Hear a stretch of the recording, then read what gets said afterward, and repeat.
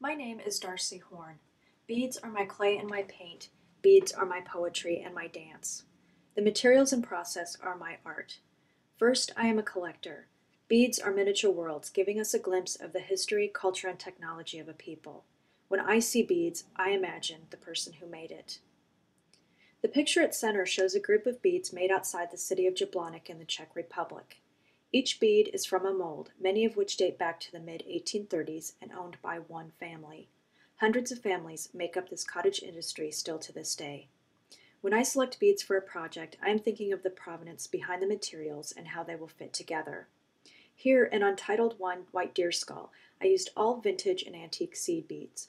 I wanted the unusual finish and depth in a particular zinc white that is no longer being produced. The technique is freeform peyote, which I will touch on later. The next slide shows a close-up work-in-progress pic of Untitled 1. Notice the three beads at center with that flash of orange fire. These French seed beads were manufactured in 1795 and had been destined to be made into beaded flowers for the Napoleonic court. I purchased these directly from the original manufacturer's family that still own hundreds of spools of these beads. More about where I find my materials. There's an expression, a good Craigslist experience is when you are alive at the end of it. It's all good when you're dealing in beads. I've met complete strangers in parking lots and in their homes, lured by the prospect of a bead treasure. I've driven 16 hours round trip in a snowstorm to make it to a bead buying event and back home in time to attend a showing of my own work. I have braved dank and verminy New York City sub-basements to locate that perfect circa 1940s solid brass component for an Opera Omaha call for entry show. There is nothing that keeps me from the pursuit and the thrill of the hunt. I assume everyone has heard of or is slightly familiar with Comic-Con. For the month of February, gem and mineral and bead nerds from every continent and virtually every country converge on Tucson, Arizona. Brought together by the love of beads, the cultural and language differences are no barrier. This is my tribe. I am mindful of who I buy from on the new market, and making connections and supporting craftspeople directly at such events is very important to me. The beads and pendant in this slide are made at a battered women's shelter in Bogota, Colombia. The shelter is completely funded by the sale of these beads, the materials and techniques adapted from centuries-old functional pottery makers. So now that I've amassed a collection and forged relationships and connections to continuously replenish my stock, I then use these materials in a way I hope honor the people who have made these tiny archives, whether the bead was made 2 months ago by a friend in Firth, Nebraska, or 2,000 years ago and halfway around the world.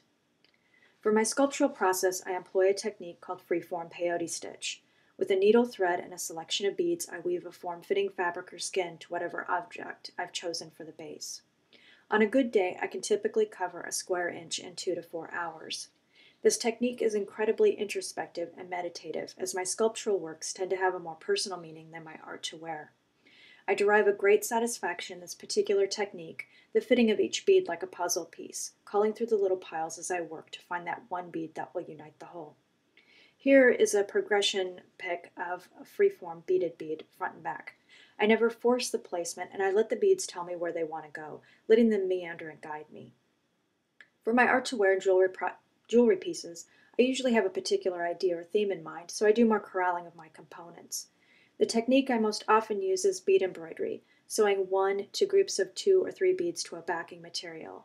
This creates great expanses of dense texture. I love pulling together ingredients that cross time and space, that combine the old and new. This is a close-up of a tribal belly dance set I made. I stitched metal and glass seed beads from Japan to a thick fabric and bezeled Shiva eye shells collected by an American GI in North Africa during World War II that were later made into flat-backed cabochons by that man's son.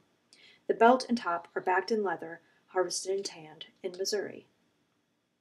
In this final example, it's a close-up of a necklace I made titled Parasite. I combined a South Asian parasite beetle encased in lucite with vintage Japanese glass scarabs, Australian coral and boulder opal, and Czech glass seed beads. Everything is sewn. Only a small amount of epoxy is used to hold the larger pieces in place until I can build up the bezels that encapsulate them. The goal for me in my work is to respect the materials and refine the process with each subsequent piece I create, to mold and to color, to tell a story and to choreograph a successful marriage of craft and art.